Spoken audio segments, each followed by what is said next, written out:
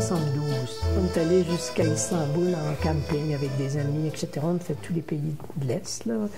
Et après ça, de Istanbul à Beyrouth. Beyrouth, on est resté à l'auberge de jeunesse. Et déjà là, on commence à sentir l'influence des phalangistes chrétiens, ceux qui sont à l'origine du massacre de Sabra et Shatila. De camps de réfugiés palestiniens. Moi, je suis allée visiter des camps de réfugiés palestiniens à Beyrouth. Là, c'est là que d'ailleurs ma prise de conscience que ça existe, ça, la Palestine, et puis... l'injustice extrême. L'injustice extrême. Non, c'était très, très dur, parce qu'à l'auberge de jeunesse où on restait, c'est des chrétiens. Là, on s'est aperçu... fondamentalistes, fascistes. C'était des fascistes à toute fin pratique. C'était leur repère, si on veut, leur lieu de... C'était une auberge de jeunesse que n'importe qui pouvait trouver. Là. On est resté là quelque temps, mais on en est sorti. Moi, je suis allée visiter les camps de réfugiés palestiniens et c'était affreux de voir ça, des familles dans des petites cases avec la clé dans leurs mains, hein, parce qu'ils étaient partis de leur maison, chassés par l'armée israélienne en 47-48, au moment de la Nakba, près d'1 million quand même, c'est pas 2-3, puis même si ça avait été juste 2-3, c'était trop.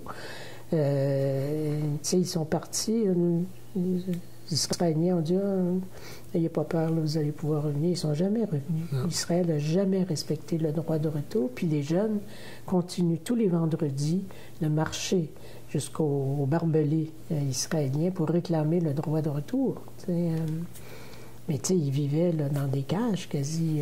Puis le Liban n'était pas très accueillant non plus. Ils n'ont pas eu le droit à la citoyenneté libanaise non plus. Ils l'ont refusé aussi. Ils ne la voulaient pas parce que accepter la citoyenneté libanaise, ça voulait dire renoncer à être palestinien. Puis, mais il avait le droit à rien. Il ne pouvait pas avoir... il y a une liste impressionnante d'emplois qu'il ne pouvait pas occuper. Il faut se rappeler que Israël n'existait pas, là. Non. Et c'est au moment du démantèlement de l'Empire ottoman, à la Première Guerre mondiale, parce que l'Empire ottoman avait appuyé les Allemands, donc les vainqueurs, la France, l'Angleterre, etc., se sont partagés le butin. Et le territoire palestinien, où il y avait quelques petites communautés juives qui vivaient depuis longtemps dans ça, c'est ça. Ce territoire-là a été mis sous protectorat anglais. C'est l'Angleterre qui a hérité de ça. C'est des frontières floues, là. C'est pas... Tout à fait. Mais l'Angleterre a commencé à répondre aux attentes du mouvement sioniste qui se créait à la fin du 19e siècle.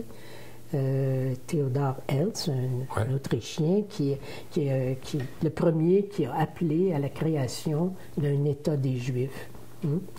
Et ce serait la Palestine parce que c'était une terre sans peuple pour un peuple sans terre.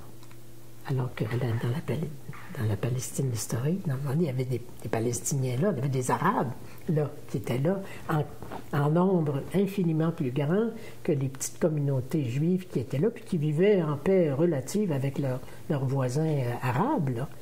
Mais en 1917, sous la pression de Rothschild et compagnie, du mouvement sioniste, Lord Balfour, qui était le ministre des Relations extérieures, si on peut dire, du gouvernement anglais, a accepté cette idée-là de la création d'un foyer national juif en Palestine, à la condition que ça ne porte pas tort aux non-juifs. Alors, cet embryon-là de foyer national juif, 1917, donc on est bien avant de la Shoah et tout ça, là, ça a été le début de la fin, je dirais, pas de la fin, mais du sort qui a été fait aux Palestiniens. Parce que là, il y a eu beaucoup d'appels, d'argent investi pour faire venir des Juifs de partout à travers le monde là, pour aller Peupler. peupler, aller coloniser déjà. Au début, ils ont accepté que les paysans palestiniens continuent d'être sur les terres qu'ils avaient achetées ou qu'ils avaient prises, ou achetées même, hein, parce que les grands propriétaires terriens palestiniens, au début, là, ils ne savaient pas où ça s'en allait, toutes ces affaires-là, mais quand ils recevaient un bon montant d'argent pour leurs terres, ils prenaient. Hein, ils vendaient leurs terres, à condition que les Palestiniens les paysans palestiniens.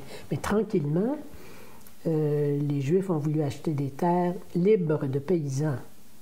Puis bon, ça a continué. Après ça, ils ont commencé à les prendre, carrément, avec l'appui des Anglais aussi.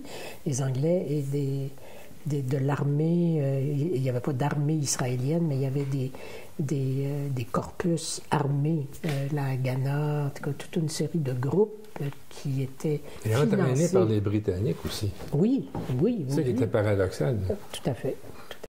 Alors, et quand en 46-47, cette question-là de la partition de la Palestine est arrivée, toujours sous la pression des mouvements sionistes. Hein.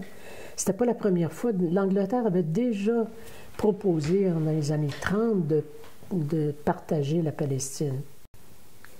Tout le monde avait refusé, y compris les Juifs, parce que ce qu'ils voulaient, c'est la totalité de la Palestine historique.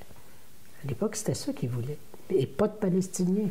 Donc, refouler les Palestiniens en dehors et autant que possible en Jordanie. Jordanie, c'est considéré comme le refuge des Palestiniens. Ça devrait être un État palestinien pour certains. Oui. Ouais. Tout de suite après, évidemment, la Shoah, le mouvement pour donner une réponse aux réfugiés juifs qui avaient dans le monde, ils se sont trouvés un droit qui découle de la Bible. Hein. La Palestine nous appartient de toute éternité. Jérusalem nous appartient de toute éternité, dit la Bible. Je l'ai encore entendu il y a 2 semaines de la part des parents d'une amie, parents israéliens d'une amie, à qui je demandais, mais ça vient d'où votre droit de faire ça?